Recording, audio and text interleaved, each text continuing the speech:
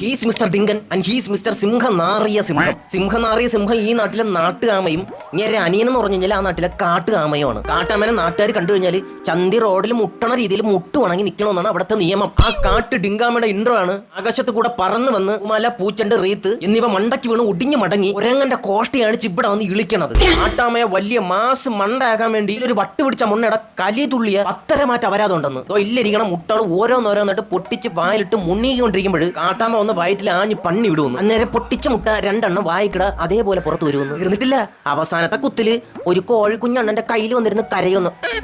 ഇനി എന്താ മുട്ട പൂവൻ കോഴി പ്ലക്കി വിട്ടാ.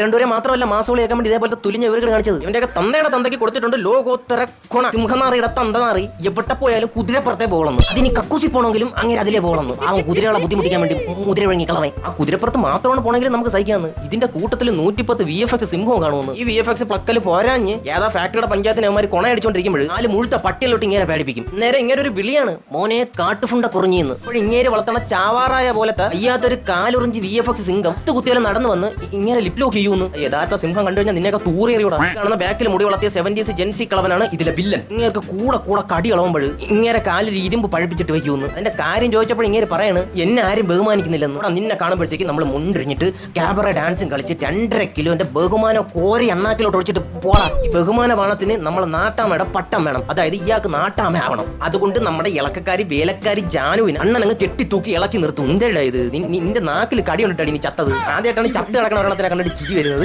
എന്നിട്ട് ആ പെണ്ണിനെ കൊന്നത് നമ്മുടെ കാട്ടാമയാണെന്നങ്ങ് വരുത്തി തീർക്കും. നാട്ടിലൊരു പ്രത്യേകതയുണ്ട്. നാട്ടിൽ എന്തെങ്കിലുമൊക്കെ ഊക്കിത്തരം ആരെങ്കിലും കാണിച്ചു കഴിഞ്ഞാൽ അവരെ നാട്ടിൽ നിന്ന് വിലക്കും. പിന്നെ നാട്ടിൽ നിൽക്കണമെങ്കിൽ ചാപം കിടന്നാൽ പോലും ഒരു തുള്ളി വെള്ളം പോലും കൊടുക്കരുത്. അതാണ് അവരുടെ തൊലിഞ്ഞ നിയമം. തന്തേക്കാ മോശമാണ് നിങ്ങേര്. അങ്ങേരൊന്നും നോക്കൂല, അനിയനെ പിടിച്ചങ്ങ് നാട്ടിൽ നിന്ന് പുറത്താക്കും. ഇനി അവർ വെളിയിൽ പോയി താമസിക്കും. എന്തരടാ ഇതൊക്കെ.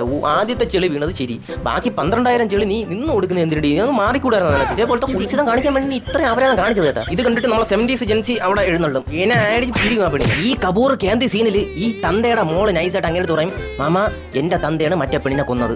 പൊന്നോ 50 രൂപ എടുത്തു കഴിഞ്ഞാൽ 500 രൂപന്റെ അഭിനയമാണ് അവൾ കാഴ്ച വയ്ക്കണമെന്ന്. ആ അണ്ണാക്കും കൂടെ പുറത്ത് വരുന്ന ഇതിൽ തള്ളി വേടിയെത്തില്ല നാക്കും. പിന്നെ അങ്ങോട്ടും ഇങ്ങോട്ടും കൂടെ ഭയങ്കര മല്ല യുദ്ധമാണ് അവിടെ നടക്കണം. എന്റെ പൊന്നു നാട്ടുകാരെ ഇങ്ങനെ കുത്താനായിട്ട് വരുമ്പോഴത്തേക്കും മറ്റേ കിളവി ഒന്ന് നൈസായിട്ട് 70s ഞാൻ കുത്തും. അങ്ങനെ കളവൻ ചാവും.